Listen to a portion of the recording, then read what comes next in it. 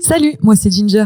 Et moi c'est Mélanie. On est ravis de vous accueillir dans ce podcast qui met en lumière des personnalités inspirantes. Des paillettes, comme on aime les appeler. Des êtres singuliers, lumineux, avec des récits qui méritent d'être entendus. On discutera de leur réussite bien sûr, mais aussi des épreuves qu'elles ont traversées parce que c'est précisément ce qui les rend uniques. Chaque paillette cache une force, une histoire, un éclat à découvrir. Bienvenue dans Je suis une paillette.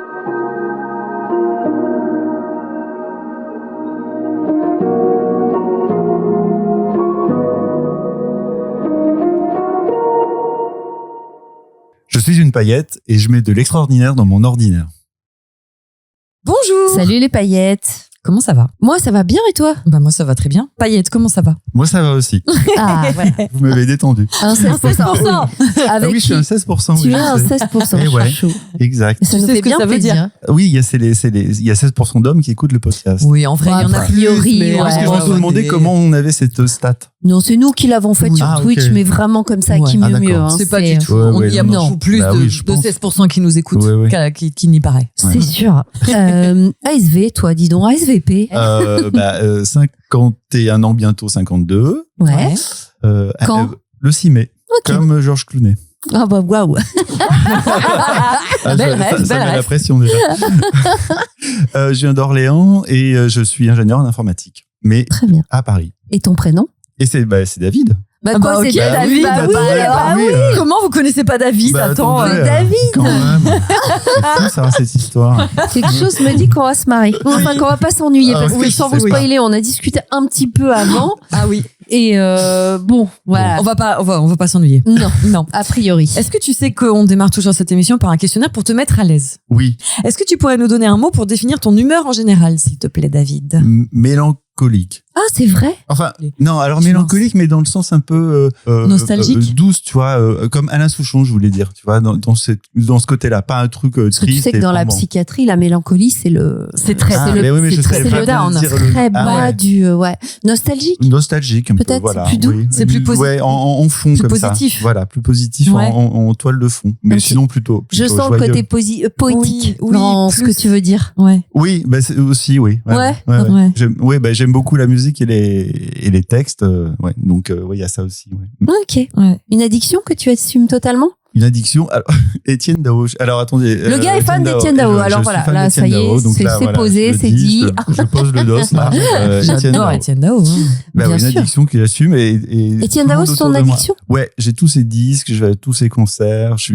Même dans des livres, j'ai eu la chance d'être dans un livre de fans sur Étienne Dao. Un peu foufou, tu veux dire par là? Pas loin? Non, Limite, non, est-ce que non, t'es ah, fan non, de Kyrène non, ou alors, pas? Non, oui, parce que du coup, fan, c'est fanatique et Bah oui. c'est un peu péjoratif. Bah donc ouais. J'aime pas trop dire fan, effectivement. Admirateur? Ouais, admirateur. Moi, en fait, je le suis depuis 40 ans. C'est comme un grand frère, en fait. Ok. Donc, que ça soit dans ses musiques, dans son attitude. Mhm. Tu danses comme lui? Je danse comme lui. Voilà. Souvent au premier rang, voilà. Il te connaît? Ouais, je l'ai croisé plusieurs fois. Je vais pas la prendre sous son de dire qu'il me connaît, mais oui, j'ai déjà échangé avec lui. En fait, tu sais, moi, je Est-ce qu'il te reconnaît alors, plutôt? pense qu'il me reconnaît. Ouais. Après, je suis un peu timide, je veux jamais déranger. Et Puis lui je- aussi, c'est Et j'ose quelqu'un, pas. ouais, d'un Oui peu- aussi. Et donc du coup, je pense voilà, on se regarde, on s'échange, on discute, on dit 3 mots, mais je veux pas le déranger. T'es pas Voilà. intrusif. Non. Ok. Non. Tu vas pas lui écrire sur Instagram tous les jours, tu vas pas. Non. Il y a eu une tous les petite 3 jours. hésitation quand Tous même. les 3 jours, pas tous les jours. Tous les 3 jours. Petite hésitation quand Non, parce même. que c'est pas lui qui gère le compte Instagram. Est-ce qu'il y a une sensation, un moment, peut-être une journée que tu aimerais revivre? J'ai eu la chance de participer au Burger Quiz. Oui. Ça, c'est fou. Et c'était un truc, c'était un rêve d'il y a 20 ans. C'est-à-dire qu'il y a Bien 20 sûr. ans, quand il y a eu la première émission, j'ai fait le casting de l'émission. Il passait dans toutes les FNAC de France. Mmh. J'avais fait ce casting, j'ai pas été pris, on était vraiment très nombreux. Et 20 ans plus tard, ils refont l'émission. Et un Et là- dimanche où je m'ennuie, parce que j'aime bien les moments où je m'ennuie, je suis un peu enfin, j'essaie d'être un peu créatif quand Ouais. je m'ennuie. Ouais. Un dimanche, je me dis, bah, tiens, je ferais bien un jeu télé. Et je tape. Comme ça. Ouais, casting, jeu télé, machin.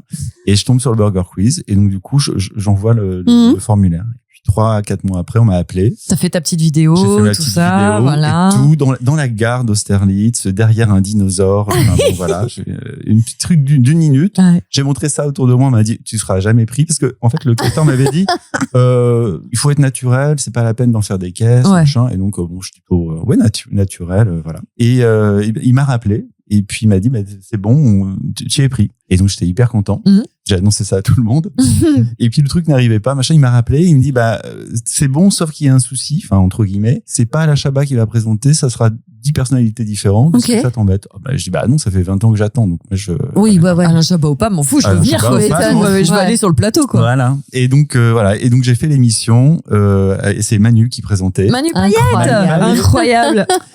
Et j'ai gagné la Jeep Renegade. Mais quoi? Et t'en as une? C'est pas j'ai une Jeep vrai. Renegade. Enfin, j'avais parce que je l'ai vendue. Ouais. Mais j'ai gagné la Jeep Renegade. T'as fait le burger de la mort le et tout. Le burger de la mort. Oh la vache. D'ailleurs, je pense à Bruno Salomon là du coup. Bah oui, forcément. Ouais. Mais et donc du coup c'était une journée, c'était un moment incroyable. J'avais l'impression de marcher sur la lune, tu vois, à la fin du truc. C'est je dis j'y crois pas quoi. Enfin, c'est génial. Ouais, c'était génial. Ça belle anecdote. Ouais, ça a du sens. 20 ans à attendre. Est-ce qu'il y a un son qui t'apaise instantanément? Moi c'est le son du diamant sur le vinyle. C'est un truc qui m'apaise.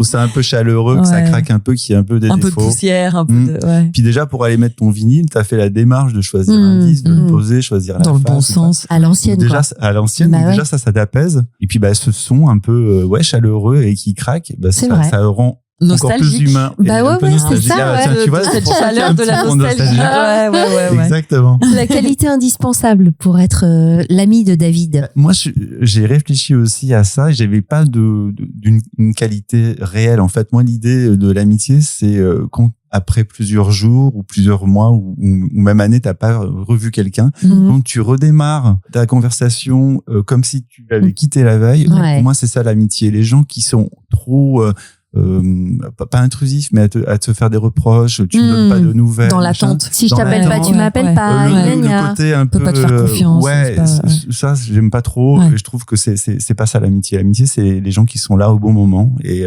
moi, je demande pas des preuves, juste d'être là quand j'en ai besoin. Voilà. Ou toi, t'es là quand les autres en ont besoin. Je l'espère, en tout cas, oui.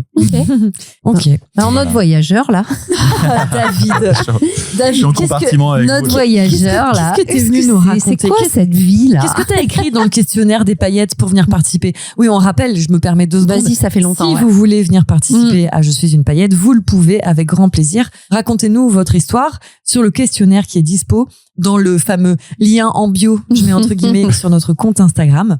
Vous allez voir, il y a le questionnaire, je suis une paillette, je veux participer. Vous cliquez, vous remplissez et c'est notre amie Delphine qui s'occupe de vous contacter, de vous répondre, tout ça. Donc, soyez les bienvenus. Donc toi, David, t'as écrit quoi dans ce questionnaire? Qu'est-ce que tu nous as raconté? Précisément, je me souviens plus trop. Ce que j'avais dû vous dire, c'est que moi, ma vie se partageait entre Orléans et Paris. Je prends le train quasiment tous les jours pour aller travailler. Tu vis à Orléans et tu travailles à Paris. Ouais, pas très loin de là où on enregistre d'ailleurs. Donc je connaissais l'endroit au sud de Paris. Et malgré tout ça, malgré ce côté qui pourrait être un peu pénible, ça fait 20 ans que je le fais. J'ai rencontré des gens dans le train avec qui, pour le coup, là, on parlait d'amitié. J'ai une forte amitié. Par eux, je suis rentré dans des associations. Ils m'ont fait des trucs que j'aurais pas fait si j'avais pas pris ce train. Et malgré tout ça aussi, j'essaye aussi de rendre ma vie moins ordinaire en faisant être avec vous, par exemple, sur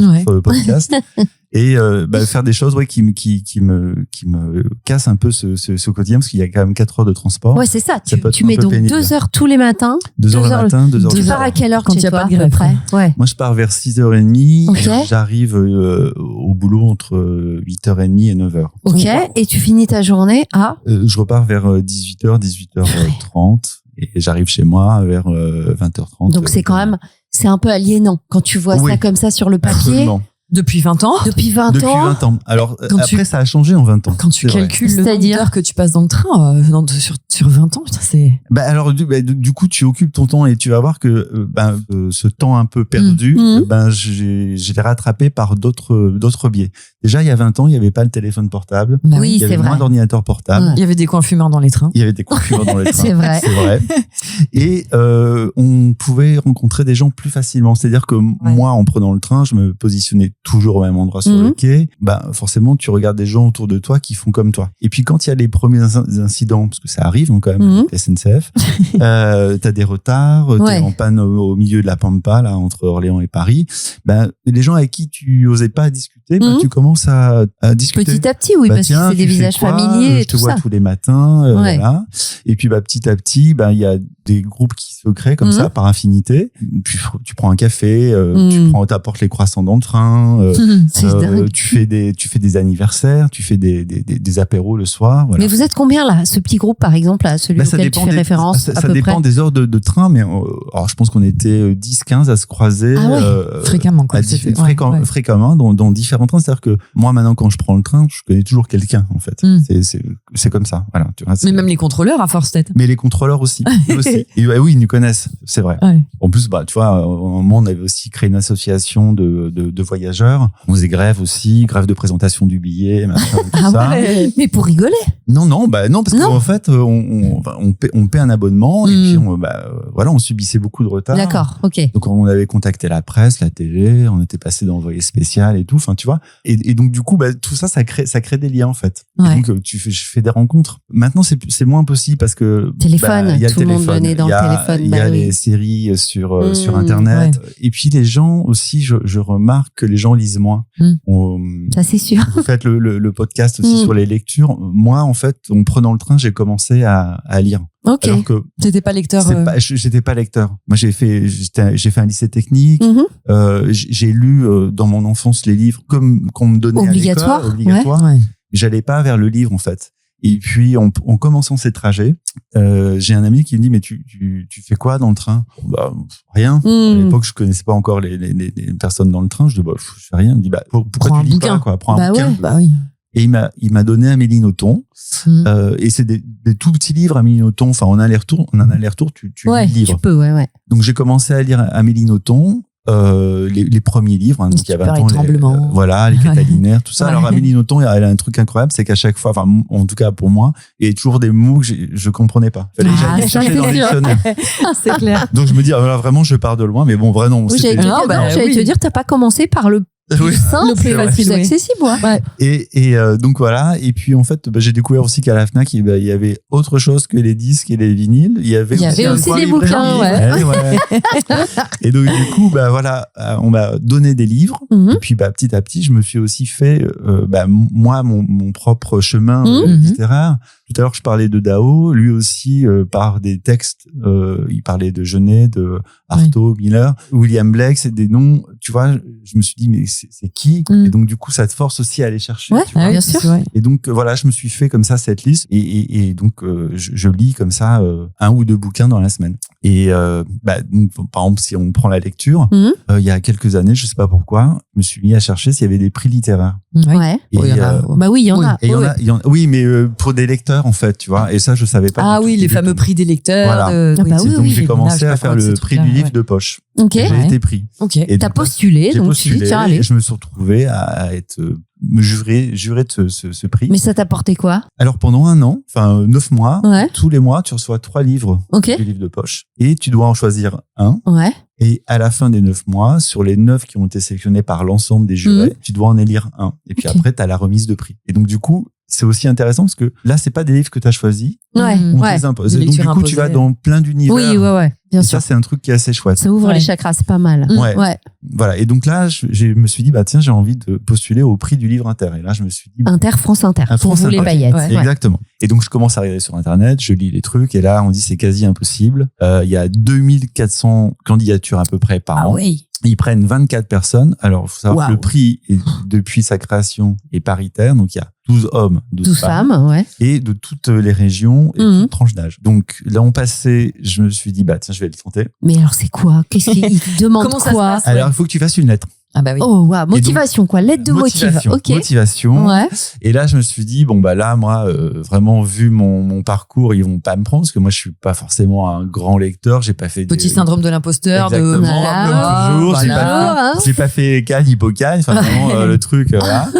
Donc je fais une lettre et j'explique mon parcours de lecteur dedans, comment je suis arrivé à la lecture et puis ce que j'aime et puis mon dernier coup de cœur. Et puis l'an passé, je reçois un texto d'une copine qui me dit félicitations. Elle te dit mais félicitations de quoi Et elle me dit j'ai entendu ton nom à France Inter, t'as été pris. Et tu savais ils t'ont même pas dit à toi avant? Non, ils m'ont téléphoné dans l'après-midi, mais ils l'annoncent dans le journal. Ok. Et là, je me dis, mais c'est pas possible. Enfin, c'est fou, quoi. Donc voilà, j'étais pris et j'étais comme un enfant, quoi. Sur combien de personnes? Sur 2400. Ce qui fait qu'il y a 1%, en fait. Ah, il y a 24 personnes qui sont sélectionnées. 24 personnes sur 2400. Donc j'ai fait le calcul, je me dis, ça fait 1%. Mais tu sais pourquoi ils t'ont choisi, toi? Non, en fait, ils m'ont expliqué le principe en fait, par région, t'as une personne qui récupère les lettres de la région. Ouais. Donc moi, j'étais dans la région centre. Elle en choisit 5. Ouais. Je faisais partie des 5. Et ensuite, ils se réunissent tous. Et la personne qui est en charge de la région centre, par exemple, lit les 5 lettres à l'ensemble des personnes qui, comme elle, a sélectionné 5 lettres. Et de ces 5 lettres, ils en choisissent une. Ils en choisissent une. Et c'est la mienne qui est remontée. Voilà. Incroyable. Et donc, alors là, c'est quoi le but? Il faut faire quoi? Alors après, tu reçois 10 livres. Ok. Tu as 6 semaines pour lire les 10 livres. Waouh. En plus, j'imagine, oui. On n'est pas sur des petits bouquins de 100 pages. C'est un peu pointard. Oui, ouais. Et ensuite, tu es convoqué un dimanche. Arrête. Wow. Dans le dernier tour de France Inter. avec la belle vue sur la Tour Eiffel. Oui. Donc ça, génial. T'as kiffé? J'ai kiffé. Ouais. Une table en U avec tu as ton nom et tout. Franchement, stress. Et t'as une marraine. Alors cette année, c'était Marie-Hélène Lafont qui était notre marraine. Okay. Cette année, ça sera le prix Goncourt. J'ai plus son nom, mais bon, la maison vide. Laurent Mauvigné. Voilà. Donc on se retrouve à 24 avec la présidente. On se présente, on donne notre coup de cœur. Éventuellement le livre qu'on a le moins aimé. Et ensuite, on part sur les 10 livres, on prend le premier livre. Arrête. Et les gens qui écoute, ça a duré, parce qu'en plus, on a fait 3 tours de scrutin. Ouais, c'était assez long. Pourquoi? Parce que vous étiez pas d'accord? En fait, le premier tour, c'est à la majorité absolue. D'accord. On n'a pas eu la majorité absolue.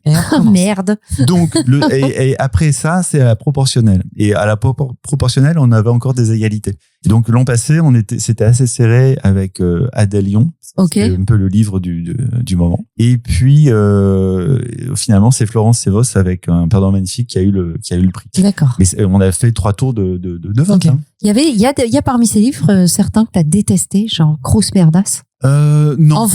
En vrai, non. Il n'y a pas de livre que j'ai détesté. Je réfléchis. Que t'as moins aimé, c'est ce que tu disais. Que j'ai moins aimé, que j'ai moins aimé, oui. Alors, il faudrait que je retrouve la sélection en tête, j'ai plus. Mais oui, j'avais des livres que j'avais moins aimés. Ouais. Et là, tu dis, parce que tu dis l'année dernière, cette année, mais tu fais encore partie du jury aujourd'hui? Non, je fais. Tu suis un peu quand même. D'accord. Tu le fais qu'une fois. On le fait qu'une fois. Tu peux pas le faire plusieurs fois. Ok. Ouais. D'accord. C'était un one shot. Mais c'est quand même, dis donc, 6 semaines pour lire. Combien t'as dit? 10 bouquins. Après, t'as 4 heures de train par jour. Bon. Après, mais lui. Du temps de train. Oui, c'est ça. Lui, oui. Mais les autres, les autres, c'est peut-être les retraités. Mais alors, attends, du coup, pour la petite histoire, parce qu'il y a un peu un effet boule de neige, c'est qu'il y a une grande librairie à Orléans. Et donc, ils avaient exposé. Qui s'appelle comment? Qui s'appelle la Librairie Nouvelle. Ouais. Et ils avaient exposé les 10 livres du Livre Inter. Et moi, j'arrive avec alors je savais que j'étais le juré. Et donc, je fais des vidéos du truc. Et là, il y a une vendeuse qui vient me voir, qui me dit, qu'est-ce que vous faites? Et je lui dis, il se trouve que je suis juré du prix. Et elle me dit, mais c'est vous, parce que j'ai vu sur le site qu'il y avait quelqu'un d'Orléans, informaticien. Je dis, oui, c'est moi. Elle me dit, c'est super. Écoutez, il faudra nous dire comment ça s'est passé et tout ça. Et puis, le feeling est bien passé. Et eux, ils remettent un prix aussi. Ah, d'accord. En novembre. Ok. Et donc, la librairie. Ok. Et t'es encore jury. Et donc, du coup, ils m'ont dit, tiens, on ouvre à l'extérieur, est-ce que tu veux être juré? J'ai dit, ouais, je veux bien. Et donc, du coup, je me suis retrouvé juré du prix. Et en décembre, ils m'ont recontacté. Et alors là, c'est le truc qui est fou, parce qu'ils m'ont dit, écoute, David, là, il y a RTL qui fait le prix RTL Lire. Est-ce que tu veux participer au mais naturellement. Donc en fait l'an passé c'était France Inter et cette année c'est alors ça t'apporte quoi à toi? Enfin je veux dire un petit coup de fierté. Je parle pas de matériel, je parle de qu'est-ce que ça t'apporte de faire ça? En fait, ce que j'aime bien, c'est les échanges après. C'est-à-dire que là, on s'est retrouvés dans tous les prix à échanger et c'est assez intéressant parce que moi, par exemple, sur le prix RTL, alors bon, il a pas encore été décerné, mais nous, on a voté pour la librairie, on était 5. Et moi, j'ai vraiment un gros coup de cœur, c'est le livre que je vous ai rapporté. Okay. Et tout le monde n'a pas eu ce coup de cœur-là. Okay. Et c'est marrant parce qu'un livre que moi je me suis dit oui il est bien mais bon, voilà. Pas tant. Et celui-là, il y avait beaucoup de ferveur autour. Ouais. Et donc, c'est assez étonnant. Et donc, c'est ça que j'aime bien. C'est ça qui est fantastique dans la littérature. Oui. C'est que c'est vraiment personnel, ça, que tu ressens à la lecture. Et donc, je pense que c'est aussi ça, c'est les échanges que je vais chercher.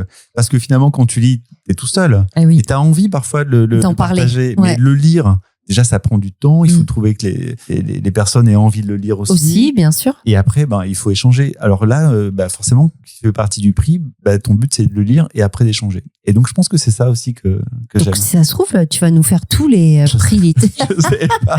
Mais toi qui es comme, je vais pas dire un peu foufou, mais quand même, notre petit foufou du train, là, qui adore lire, qui adore les nouveaux challenges, qui adore ça. T'as jamais eu envie d'écrire? Alors, oula, si. Grosse question. Si. En fait, j'ai écrit un livre. J'ai écrit un livre quand j'avais 28 ans. Ouais. Ok. Ouais. D'ailleurs, tout à l'heure, on parlait d'Étienne Dao. Il s'appelle Le Grand Sommeil, ce livre. Ouais. Et je lui ai donné le manuscrit il y a une vingtaine d'années, parce que c'est voilà. À Étienne Dao. Okay. Et d'ailleurs, il m'avait laissé un très joli message sur mon répondeur. Que t'as gardé. Que j'ai gardé, parce qu'en fait, chaque chapitre a été introduit par quelques lignes de texte d'une chanson de. D'accord, joli. Ouais. Et donc, il m'a laissé un message pour me dire si vous êtes publié, eh bien, je vous donne l'autorisation. Voilà. Donc, il m'avait donné les contacts de son manager, en fait, pour pouvoir avoir l'autorisation de mettre ces phrases. Voilà. Je n'ai jamais été publié, mais en tout cas, je suis allé au bout de l'exercice. J'ai fait ce livre. C'est difficile. Là, il faudrait en fait que je le reprenne, parce que j'aurais envie de le reprendre, et de le retravailler. Parce que à l'époque, tu vois, je lisais pas autant. Ouais. Et je pense que quand t'as 28 ans, tu vois aussi les choses différemment qu'à 50, 51, 52 ans. Et donc, du coup, je pense que il faudrait que je retravaille ça. Mais j'aurais non. Mais t'avais essayé de publier? J'ai envoyé ça à des maisons d'édition. Ouais. J'ai gardé toutes les lettres de refus. Le problème des maisons d'édition, c'est qu'elles t'envoient des lettres types, mais tu sais jamais vraiment pourquoi. Il y a pas un retour critique, quoi. Il y a le Dilettante, qui était la maison d'édition, qui est la maison d'édition d'Anna Galvano. Je trouvais c'est une jolie édition. Je leur ai envoyé, et c'est les seuls qui m'ont mis deux petites lignes en disant voilà, dans l'histoire, il y a deux personnages, et en fait on a juste le point de vue d'un personnage et pas du deuxième. Et donc je trouvais ça sympa, en tout cas, qui me donne un retour, contrairement aux autres. Merci, on a bien reçu, on n'est pas intéressé, bisous, quoi. Ouais.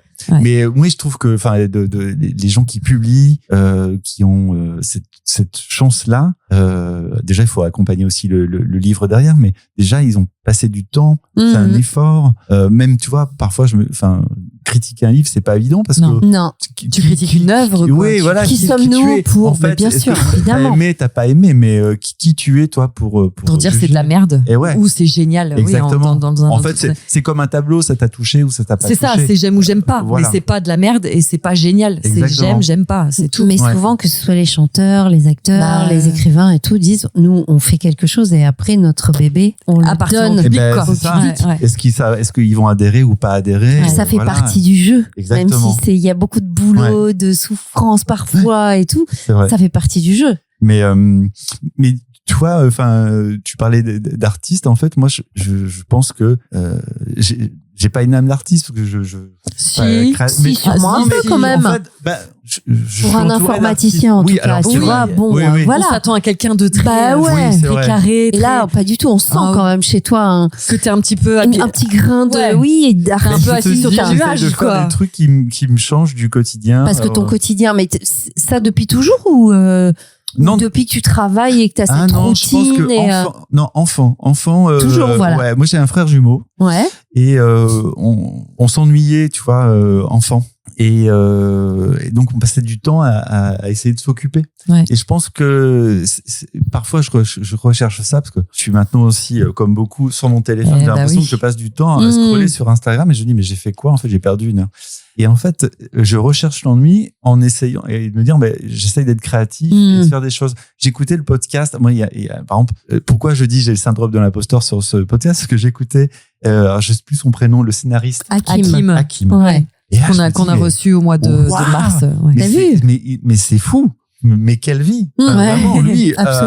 Et moi, j'écoute ça, je me dis, non, mais je suis admiratif, mais non, mais voilà. Mais en même temps, moi, je me vois pas écrire. Ouais, bien sûr. Vie, vraiment, vois, tu l'as ou tu l'as pas. Mais je me dis, c'est formidable et j'ai les envies, ça. C'est son énergie, c'est l'énergie qu'il met dans quelque chose qui est génial. Ouais. Mais sans rien attendre. Sans rien attendre. Il dit, j'attends rien. Mais quoi que tu fasses, ce qu'il faut prendre de ce podcast-là, je trouve, moi, c'est l'énergie. C'est-à-dire que même si c'est pour aller gratter ta terre et mettre toi 3 salades, peu importe. C'est l'énergie de va au bout de faire un truc qui te plaît. Quoi que ce soit. À la fin du livre, que j'avais essayé d'écrire, je me suis dit, c'est pas grave, je l'ai fait. Exactement. Je suis allé au bout. Bah ouais. Et on a plein qui veulent commencer et qui vont pas le finir. Et je me dis, moi, je l'ai fait, en fait. Mais toi, t'en parles pas, là. Mais dans ton questionnaire, t'es aussi rigolo. Et à côté de ça, tu fais des trucs où tu t'incrustes à droite, à gauche. Attends. Quand même, excuse-moi. Attends, mais le temps passe, chérie. Le temps passe. Écoute, je vais te dire un truc. Oui, alors, je vais te raconter deux trucs parce que, mais, dernièrement, en fait, moi, j'ai un rêve. J'aimerais participer, faire de la figuration pour un film avec Valérie Lemercier. Ok. Mais attends, c'est archi précis. C'est fou. Écoute, au moins, tu sais où aller. Donc, il y a pas de, voilà. Attends, tu sais ce que j'ai fait? Pourquoi? Qu'est-ce que t'as fait? Juste pourquoi? Parce que tu aimes cette femme. T'aimes sa folie. Je l'adore. Je trouve qu'elle est, j'aime ce qu'elle est, j'aime ce qu'elle dégage. Okay. Elle est jamais vulgaire. Tu vois, quand elle va dire c'est à chier. C'est pas vulgaire, en fait, quand elle le dit. C'est vrai. Tu vois? Elle dit Henri Matisse, c'est pas de la pisse. Moi, ça me fait marrer. Elle est hilarante, en plus. Bah ouais. Oui, puis elle est un peu dingo. Et j'aime ces gens-là, en fait. Et donc, tu veux faire de la figure dans un de ses films. Ok. Alors, qu'est-ce que j'ai fait? Oh là, alors, j'ai trouvé son adresse à Paris. Son adresse personnelle? Non, l'adresse de son bureau. Okay. Ah, ok. Et mon petit c'est stalker. Non, pas du tout. Non. En fait, je savais que pour son premier casting avec Jean-Michel Ribes pour être dans le Palace, elle avait envoyé une photo d'elle. Oh, ça date, là. Ah ouais. Ah oui. Et elle a envoyé une photo d'elle et dans ses cheveux, elle avait mis un ruban. Donc, un vrai ruban avec ses coordonnées. Ah ouais. Donc, du coup, je me suis dit, tiens, je vais faire pareil. Donc, je suis allé dans un studio photo, enfin, les trucs Harcourt, là, tu sais, les photos. T'as payé. Non, mais tu sais, c'est les. Les photomatons. Les photomatons. Oui. Voilà. Il y a des photomatons pour 10 balles. Et c'est vraiment bien. Allez-y. Et donc, j'ai fait une photo comme ça. J'ai fait imprimer un ruban avec mon adresse, mon mail et mon téléphone. J'ai fait une petite lettre quand même pour lui expliquer le contenu du truc. Et je lui ai envoyé. Je sais pas, ça probablement ça donne rien, mais j'aime l'idée en fait, tu vois, d'avoir essayé. Ouais, c'est ça génial. Tu as fait ça quand? J'ai fait ça il y a 1 mois et demi, je crois. Ok, donc si ça se trouve, on sait pas. Si c'est le cas, tu nous le dis, s'il y a un retour. Parce que c'est génial. Est-ce que tu vis seul? Oui, non, je suis seul. D'accord. Non, parce que je me demandais le regard de la personne qui partage ta vie, peut-être. Quelle qu'elle soit, si ça avait été le cas. Alors, dans mon entourage, les gens me trouvent solaire et plutôt rigolo. C'est positif, quoi. Oui, c'est positif. Ouais. Et ils sont jamais étonnés quand je leur dis, tiens, j'ai fait ci ou j'ai fait ça. Oui, c'est ça. Ouais, voilà. Et donc, ça, c'est David, quoi. Ouais, voilà, c'est ça. C'est David. Donc, effectivement, oui, j'ai écouté, par exemple, Manu Payette qui racontait où il avait été la première fois, il était invité par Jean Rock à Saint-Tropez. Oui, ouf. Et je me dis, alors moi, j'ai aussi travaillé pour Jean Rock à Cannes, par exemple. Mais quand? Pendant un festival de Cannes. Non. Parce que mon frère, donc jumeau, habite à Cannes. Okay. Et pendant le festival, j'aime bien descendre. Et il cherchait des extras, tu vois, pour une soirée. Et donc là, c'était le VIP Room qui descendait il y a quelques années à Cannes. Et il cherchait. Bon, donc du coup, je me suis retrouvé là-bas et j'ai fait service, tu vois, pendant 2 heures pour une soirée. Oh, t'as dû croiser des restas. Ah oui, ouais. Et ce qui était génial, c'est que en fait, après les 2 heures de soirée, comme j'étais habillé, tu vois, en serveur et tout ça. Je suis resté dans la boîte. Ouais. Et t'as kiffé? Et en plus, j'allais au sous-sol. Bon, là, il y a prescription. J'allais au sous-sol pour aller prendre les boissons. Parce qu'on pensait que j'étais encore en service. Ah ouais, tranquille, t'as picolé gratos toute la soirée. Exactement, c'était au Palm Beach à Cannes. Et donc ça, c'était génial. Et donc, j'ai fait des trucs un peu fous. Mais dans le train, je pensais, parce que je sais plus ce que je vous avais écrit, mais il y avait un truc, je me suis retrouvé nu pendant. Je me suis retrouvé. C'est pas ça que tu nous as raconté. Il y en a une autre, mais si on a le temps, on en parlera ou pas. Ah oui, vas-y. T'as commencé, gars. On connaît pas une qu'on connaît pas. Bah oui. Moi, j'aime bien faire des jeux, des concours, voilà. Et un petit peu après le Covid, FIP fêtait ses 50 ans, la radio FIP. Et donc c'était un concours photo. Et donc du coup, je me dis tiens. donc il fallait se mettre en image en écoutant FIP. Et pour gagner quoi? Rien. Enfin, c'était, t'avais accès à une soirée, mais. Oh, mais toi, c'est même pas comme Ginger, c'est même pas pour gagner des trucs, toi. Non, en fait, si tu veux, c'était, dans cette période de Covid, et donc du coup je m'ennuyais, je me dis voilà, non, t'avais 2 passes pour un concert au 21 juin, machin, tout ça. Parce que tu fais plein de concours aussi. Mais moi j'adore ça. Non mais ceci dit, j'adore ça. Et donc on va avoir plein de trucs à se raconter. C'est clair. C'est de fou dingue là. Et donc j'ai fait le casting du Burger Quiz aussi, mais c'est une autre histoire, on en parlera. On en parle. Bon, et donc du coup en fait, il y a une team. J'ai une team comme ça qui fait tous les concours et tout. Oh my god. Et donc il y a ce concours, c'est un concours photo, il fallait se mettre en scène en écoutant FIP. Alors va te mettre en scène en train d'écouter la radio en photo, c'est compliqué. En photo. Et donc du coup j'étais chez moi. Tu t'es foutu à poil. Et je me suis dit attends, en fait sur FIP, t'as pas de pub, t'as que les voix des fipettes et t'as toujours ces musiques, ces face B improbables que tu mets. Ouais. C'est toujours un peu un Radiohead que t'as jamais entendu. Exactement. Tu dis, ou alors, un titre de Radiohead la plage disque du 2e album. Que t'as jamais entendu à la radio et eux ils le passent. Et tu dis, mais attends, mais c'est une chanson que moi j'aimais aussi. C'est un truc fou. Et donc voilà, donc je réfléchis, je me dis qu'est-ce que je fais, machin. Et là donc j'étais chez moi et je me dis je vais faire comme Yves Saint Laurent dans les années 70. Il avait fait une pub Kouros où il était nu et il avait une grosse bouteille de parfum devant le sexe. Donc moi je me suis dit je vais mettre ma radio. J'avais une jolie radio en bois. Je vais mettre ma radio. Je vais être nu. Photo noir et blanc. Je mets ma radio et j'envoie ça et en fait comme titre de photo j'avais marqué FIP, la musique comme seul vêtement. Tu vois. Il faut que tu fasses de la com, David. Attends. Et donc du coup j'envoie ça. Tout ça, il y a les résultats, j'ai pas gagné. Le salaud. Mais qui a gagné? Je sais plus. Enfin, j'avais regardé la photo puis je me suis dit génial cette photo. Voilà. Et donc tu peux nous l'envoyer, on la mettra avec le podcast. Je sais pas, je sais pas, on va voir. Tu verras, réfléchir. En même temps, t'as pas besoin de la radio, la fait donc du coup, je fais ça et je reçois un mail en disant toutes les photos qui ont été envoyées sont exposées à la maison de la radio. Alors je me dis il faut pendant 3 mois. Et donc on entend ta bien qui rigole derrière. Donc là je me dis donc là il faut que je trouve un moyen d'aller il faut que j'aille à la maison de la radio, c'est dans le hall en fait. Et puis pendant 3 mois, écoute, je n'arrive pas à y aller. Mon frère travaille aussi dans l'informatique, j'avais dit qu'on était jumeaux. Et un de ses clients c'est Radio France. Et il me dit tiens, je suis en déplacement chez Radio France tel jour. Prends la photo, bordel. Mais non, parce que il faut savoir que moi j'avais rien dit. J'avais pas dit à mon frère, j'avais rien dit, j'avais envoyé le truc, j'avais rien dit à personne. Et donc je dis à Frédéric, donc Frédéric c'est ton frère. C'est mon frère, regarde dans le hall, peut-être tu me vois, mais moi je pense même pas au fait que vous soyez jumeaux, machin, voilà. Et donc il fait ses réunions le matin avec les gens de Radio France. Et il dit attendez, il faut que j'aille dans le hall, parce qu'il y a mon frère qui a fait le concours FIP. Et donc il est avec un de ses collègues et puis des gens de la maison de la radio. Et là, il m'envoie un WhatsApp avec la photo. Il me dit non. T'as pas fait ça. Non, mais tu m'as pas dit. Et là, je me dis mince. Et il me dit je suis avec un de mes collègues qui a pris la photo. En plus, on est des vrais jumeaux.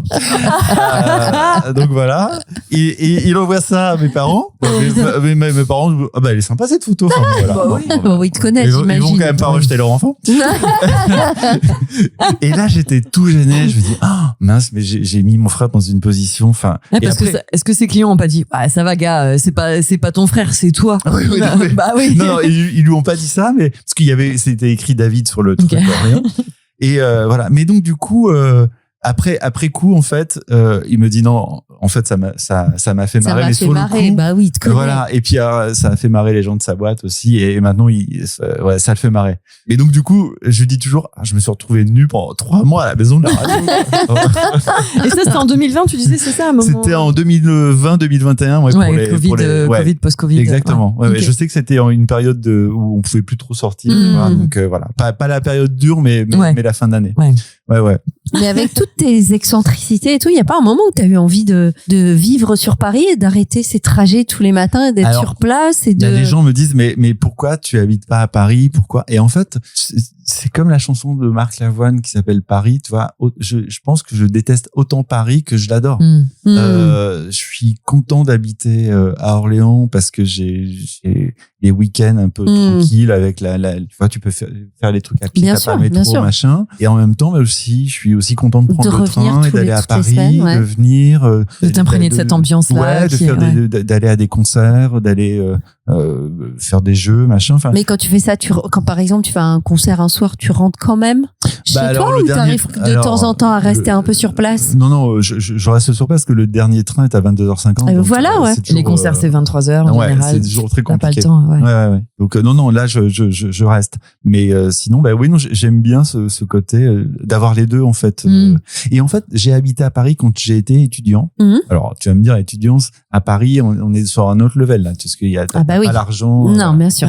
Mais je trouvais aussi que peut-être on profite moins quand t'es à Paris. Enfin, je me dis peut-être que si j'habitais à Paris, c'est ça, t'apprécies pas. Je me dis avec les métros machin, j'aurais qu'une envie, c'est de rentrer chez moi en fait. Alors que là, t'as les avantages sans les inconvénients en fait. Ouais, et là je peux pas rentrer chez moi puisque c'est loin. Donc du coup, tu vois, j'en profite peut-être. C'est ça que je me dis. Ouais. Mais t'es pas la première à me poser la question, à me dire. Parce que c'est long, parce que ça fait longtemps, et parce que ça doit quand même si t'as trouvé un rythme et qu'il y a plein de choses que t'arrives à faire dans le train qui te plaisent. Oui. Mais du coup, est-ce que je vais pas répondre à ta place, c'est toi qui vas le dire, mais si tu ne prenais pas ce train 4 heures par jour, 5 fois par semaine, peut-être que tu fais du télétravail aussi pour t'éviter des déplacements. Ouais. Je te le souhaite quand même parce que ça fait quand même beaucoup, mais tu n'aurais plus ces heures-là de train pour faire toutes ces choses-là peut-être. Non. C'est pour ça que je me dis, tu vois, par exemple, là, pour t'ennuyer, parce que tu disais t'ennuyer. Je suis passé aux 20h de TF1 il y a 2 jours.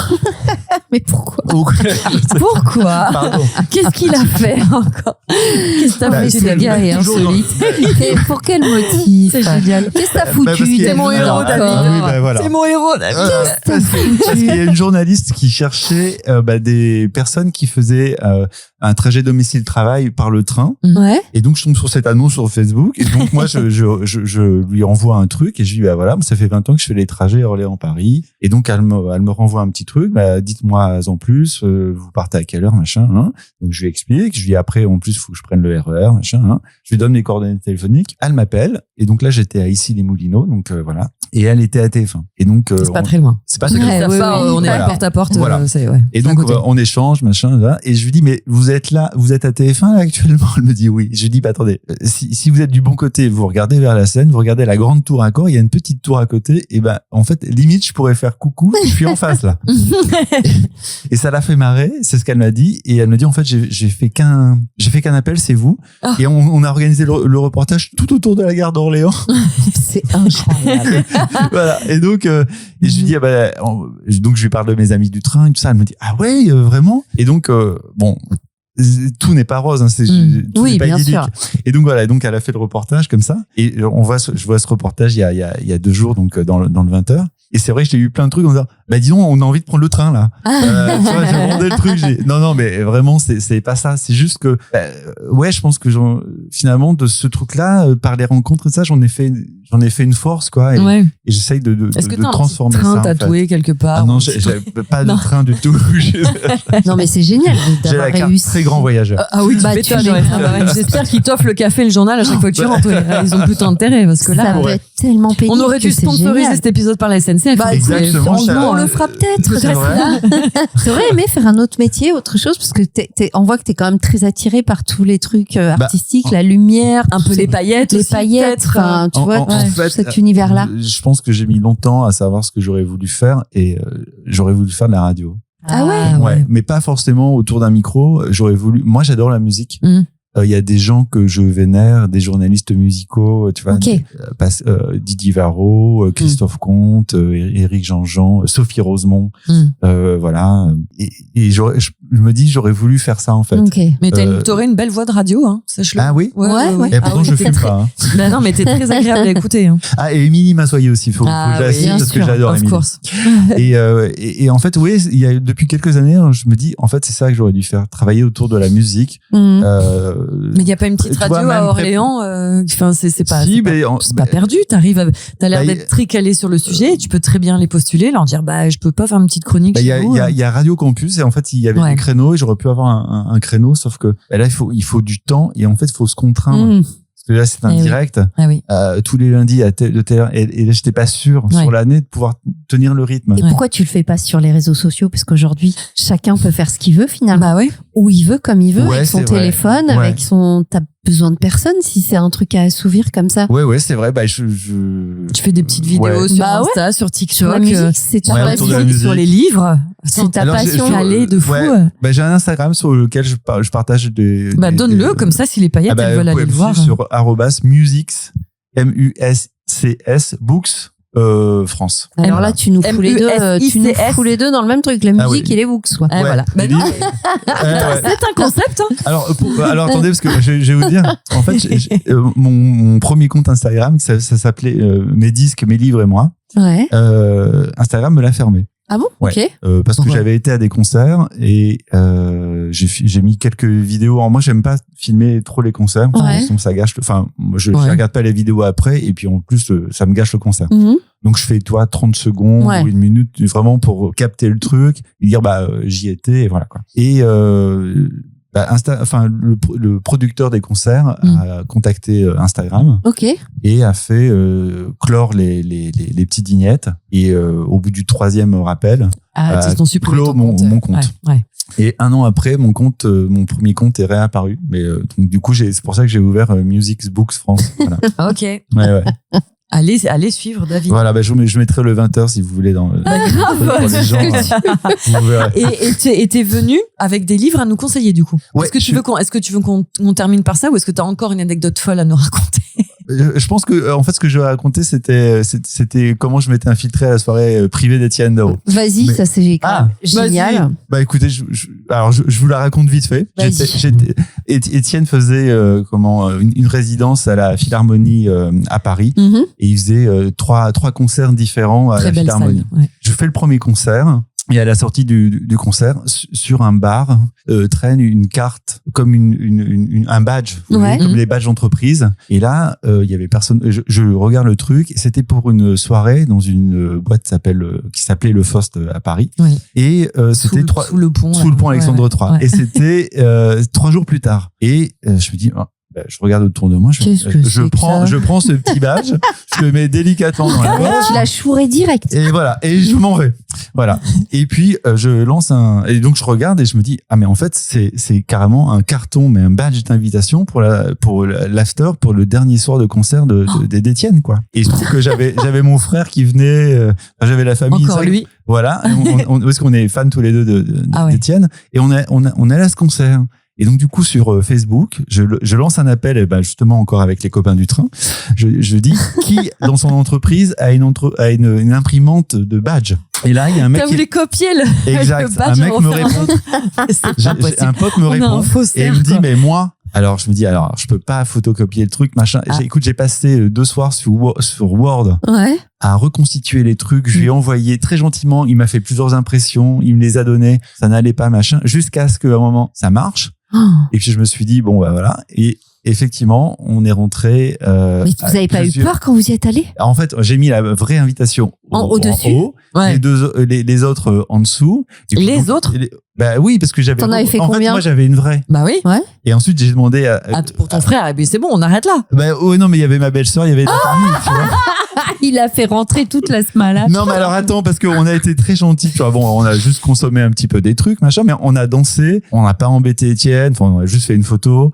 On a été très sage. Vous avez été mis très sage. On n'est pas été jusqu'au bout de la nuit. Mais vous avez été des faussaires. Mais on a été des faussaires. Et vous avez volé l'invitation qui était forcément destinée à quelqu'un, la vraie. Quelqu'un l'avait laissée. Et puis voilà quoi. C'était pour toi. C'était ta bonne étoile. Exactement. C'est génial. Ouais. Incroyable. Ouais. Ok.